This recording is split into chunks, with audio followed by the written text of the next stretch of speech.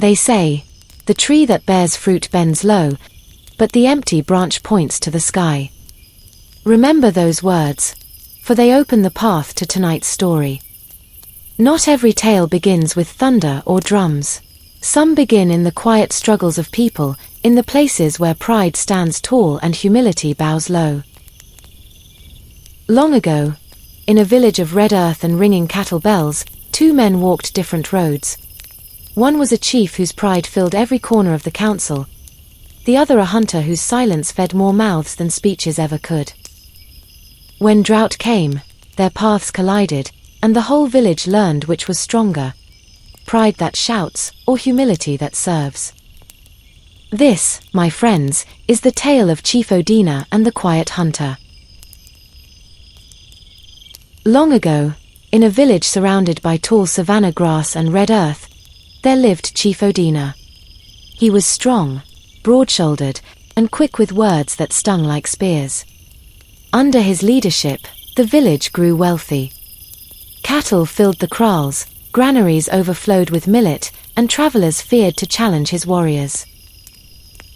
But Chief Odena carried pride like a heavy cloak.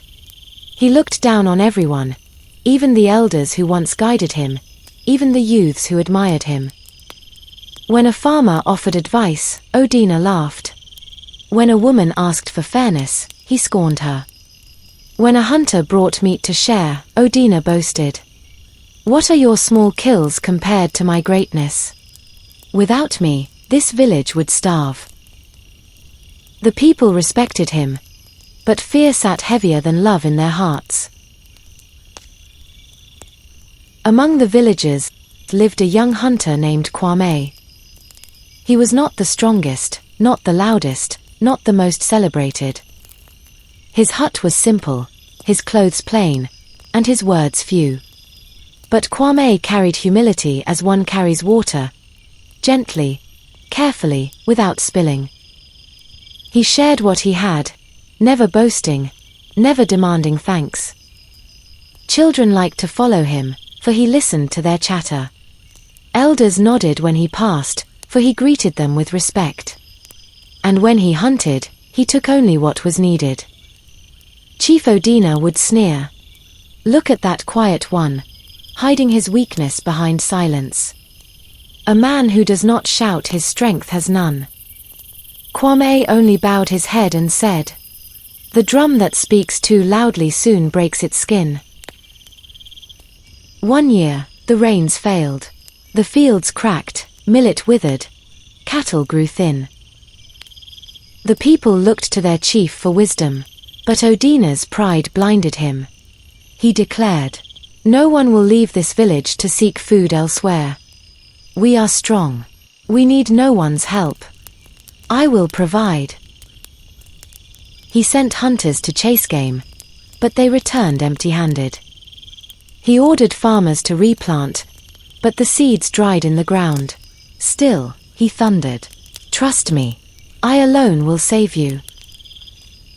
Meanwhile, Kwame rose before dawn and walked quietly into the bush.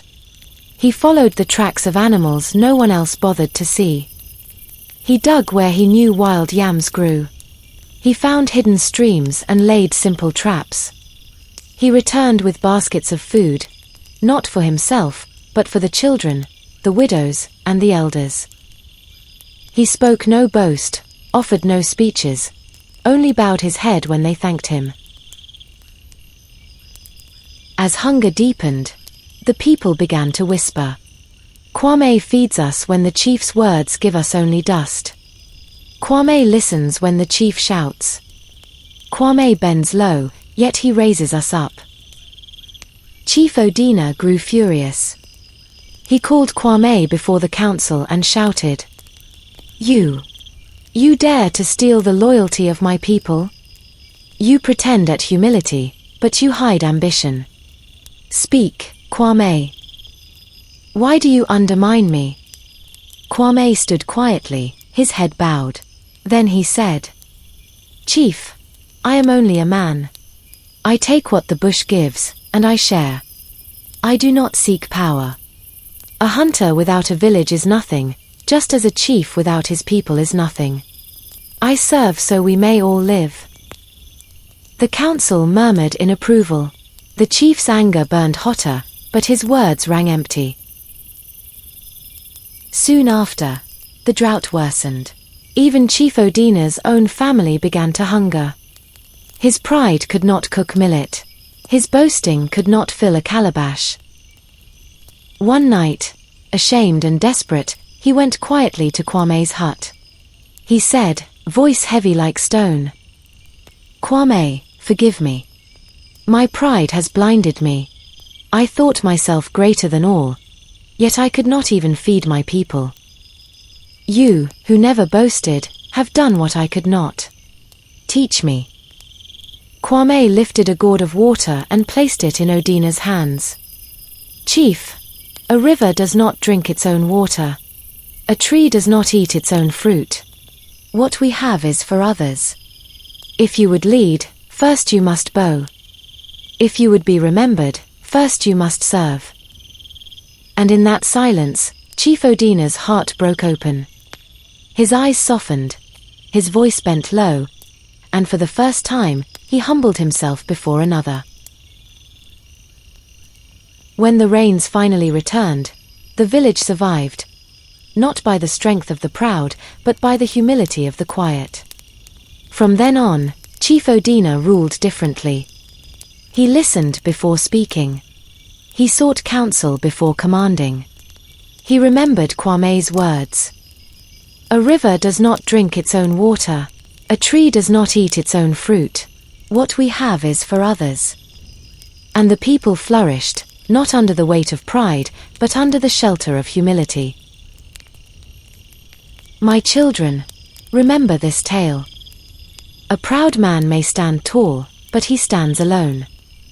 A humble man may bend low, yet he carries the whole village with him. So walk gently, share freely, bow before wisdom.